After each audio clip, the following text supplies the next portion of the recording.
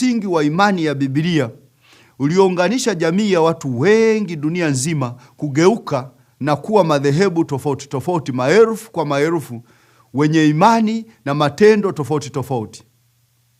Naam, mapema kabisa katika historia tunahabarishwa kwamba makundi yaliyogawanyika yalikuwa na dhana na mafundisho yaliyokinzana, na mambo walioyapokea yalikinzana na mambo yaliyopokea na kutenda katika kanisa la karne ya kwanza. Baadhi ya makundi hayo ni kama ifuatavyo: Wagnostiki, takribani mwaka 125 baada ya Kristo. Wamontanisti, takribani mwaka 156 baada ya Kristo. Wamanisheni, takribani 244 baada ya Kristo. Wanobasiani, takribani 251 baada ya Kristo. Sasa basi, moja ya mpasuko mkubwa na ulioliathiri sana kanisa la kwanza katika uongozi wake ni lile la kumuhusisha mfalme wa Rumi aliyejulikana kwa jina la Konstantino. Sasa, tangu awali mpango wa Mungu wa uongozi ni kanisa kuwa na wazee ambao wanajulikana maaskofu pia au wachungaji, na pia mashemasi, yani watumishi waliohudumia masuala ya mahitaji ya mwili. Unaweza kusoma haya katika Timotheo wa kwanza sura ya 3 na pia Tito sura ya kwanza kuanzia mstari wa 5 na kuendelea.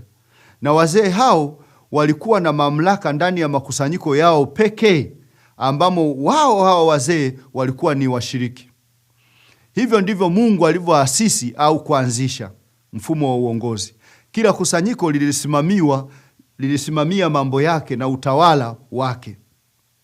Lakini unaona sasa, muda ulipozidi kwenda, wazee walianza kukutana pamoja na kujadili matatizo yaliyoikabili kanisa au makusanyiko mbalimbali. Unapofika miaka ya 300 baada ya Kristo, Konstantino, mfalme wa Rumi, alianza kuvutiwa na ustawi wa kundi hilo la jamii lililojulikana kuwa kanisa la Kristo.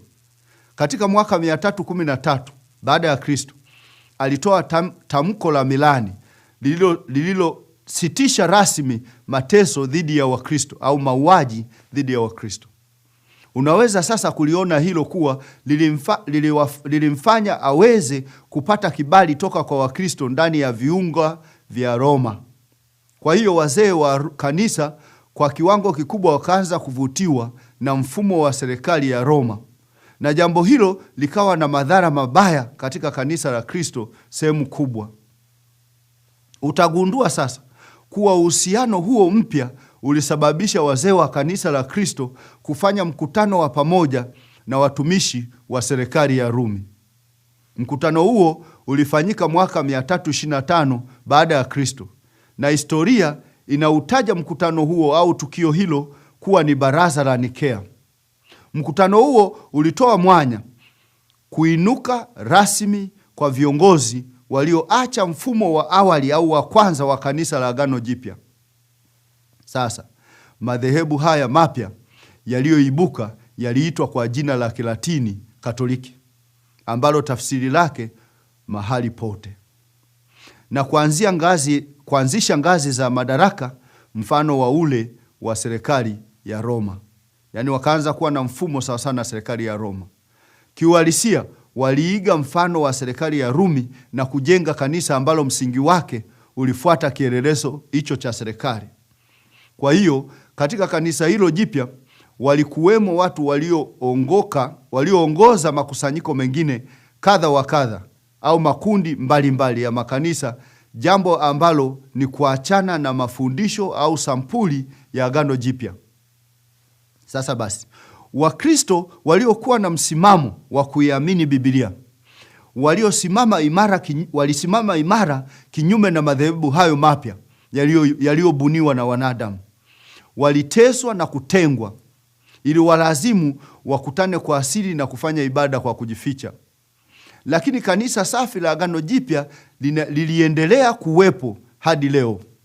Sasa basi, tunapozungumza kihistoria, baada ya kubuniwa na kuanzishwa kwa kanisa hilo la Katoliki, lilistawi kwa nguvu kiitikadi na kisiasa.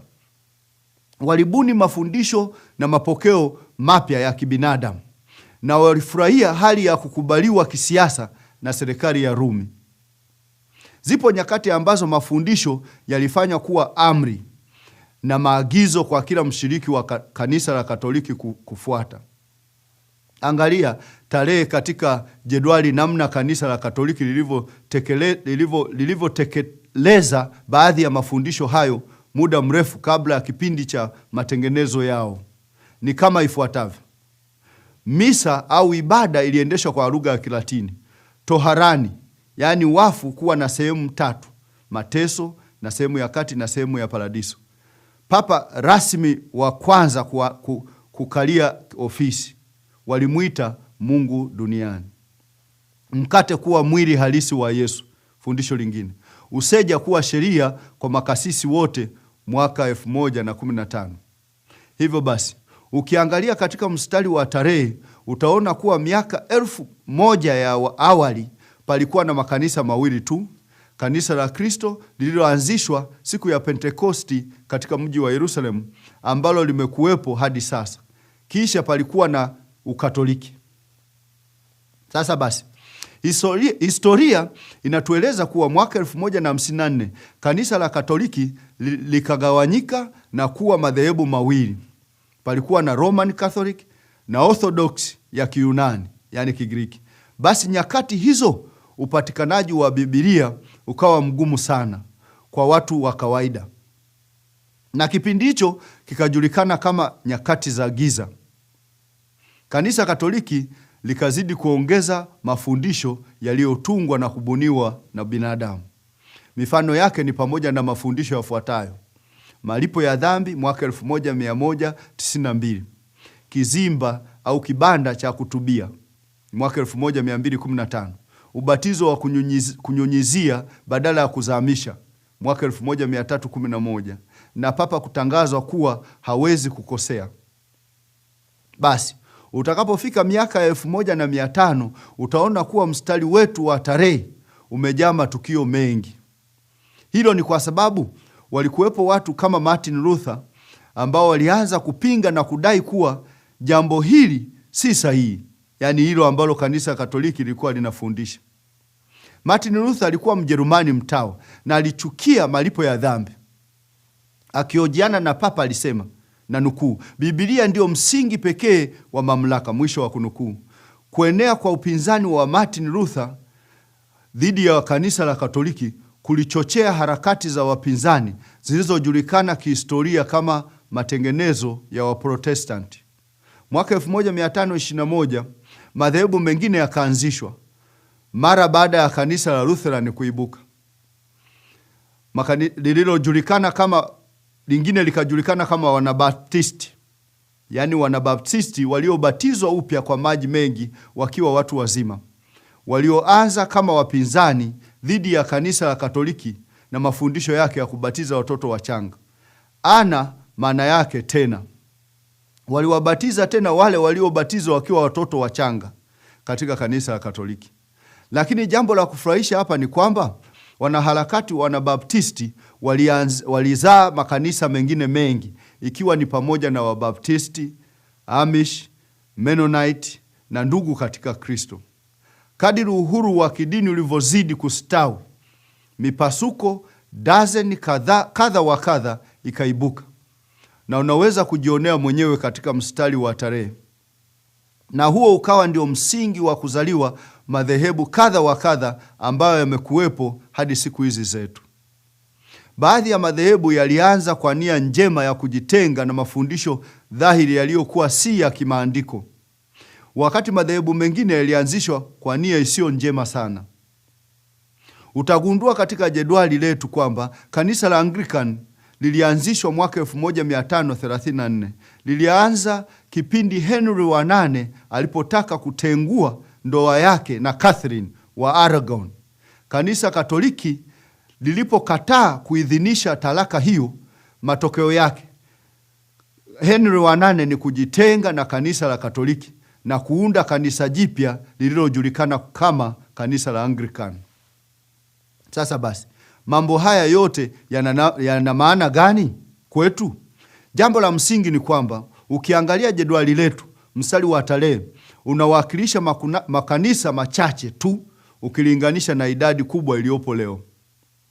Yapo yaliyoanzishwa kwa nia njema na mengine kwa nia mbaya, lakini kwa ujumla yote yalianzishwa na wanadamu. Sasa ukirejea juu sehemu ya mwanzo katika jedwali, utaona mstari wa kijani ambao unawakilisha kanisa lililoanzishwa na Yesu Kristo. Hilo ni kanisa lililoanzishwa mwaka 33 baada ya Kristo katika mji wa Yerusalemu. Ni kanisa la Kristo tunalolisoma katika kurasa za Agano Jipya. Na katika historia tunaona kuwa makanisa mengine yote ni madhehebu yaliyoanzishwa na binadamu. Sasa tunatumaini umeona kwa nini kuna makanisa mengi hivi, na ujumbe huu tunapenda uingie na kupenya moyoni, kwa kuwa Yesu analaani faraka katika Yohana 17:20 na 21. Katika Yohana 17:21 na 20 na 21 anaomba Wakristo wawe na umoja kama yeye alivyo katika Baba.